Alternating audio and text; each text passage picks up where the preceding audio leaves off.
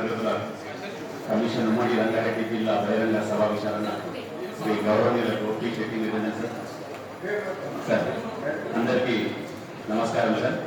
అలాగే వేదిక మీద ఉన్న పెద్దలకు, వేదిక మీద ఉన్న పెద్దలకు అందరికీ మా యొక్క సగర సంఘం నుండి సగర కులస్తుల నుండి మీ అందరూ కూడా నమస్కారం సార్.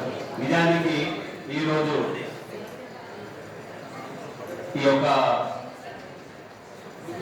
రంగారెడ్డి జిల్లా, నా పేరు మర్ల సతీష్ సాగర్, రంగారెడ్డి జిల్లా సగర సంఘం అధ్యక్షుడిని. సమాజ నిర్మాణంలో మాకు తెలిసిన కృషి ఉన్నప్పటికీ కూడా నాకు గుర్తింపు అస్సలు లేదు సార్. చిన్న ఉదాహరణ, ఇలాంటి బిల్డింగ్లలో మనం ఇళ్లలో ఉంటున్నప్పటికీ కూడా సగర్లు అంటే ఎవరు, ఉప్పర్లు అంటే ఎవరు అంటే చాలా పెద్ద క్వశ్చన్ మార్క్ మనం చూస్తుంది సార్. ఎందుకంటే మనం సమాజ నిర్మాణంలో అవుతుంది ఎంత బాగా ఉన్నప్పటికీ కూడా మమ్మల్ని గుర్తించలేరు. మా సమస్యల గురించి చెప్పుకోవటం వస్తే రెక్కాడితే కానీ డొక్కాడని పరిస్థితి సార్. ఎందుకంటే ఈ విషయం ఎందుకు చెప్తున్నామంటే, మేము contract civil work, civil contract పనులు చేస్తుంటాము. ఇళ్ల నిర్మాణ, భవన నిర్మాణ కార్మికులుగా మేము వరుసగా ఇక్కడ నుండి ఇక్కడ 12 రోజులు, ఇక్కడ 10 రోజులు, ఇంకా 10 ఇంకెక్కడ పనులు ఉంటే పనులు చేసుకుంటూ పోయినంత దూరంలో కూడా మా పిల్లలకు చదువులే కానివ్వండి, మిగతా విషయాలు కానీ ఎటువంటి కూడా మాకు గవర్నమెంట్ నుండి కానీ ఎటువంటి గుర్తింపు లేదు.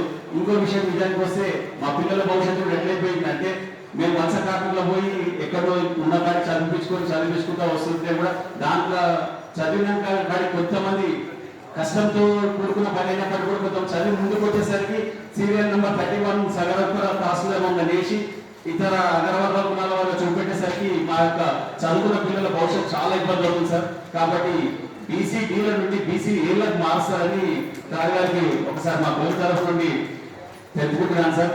అలాగే ఆనాడు రామారావు, ఎన్టీ రామారావు సర్వీసులు ఎన్టీ రామారావు గారి ట్రేడ్ లో కూడా మా యొక్క బీసీడీ నుంచి బీసీఏలో మార్చడానికి ఒక జియో కూడా పాస్ అయింది సార్. అధికారులు కొంచెం నిర్లక్ష్యము, అదే దాంతో పాటు మానవ కొద్ది నిర్లక్ష్యం అని ఒప్పుకుంటాము.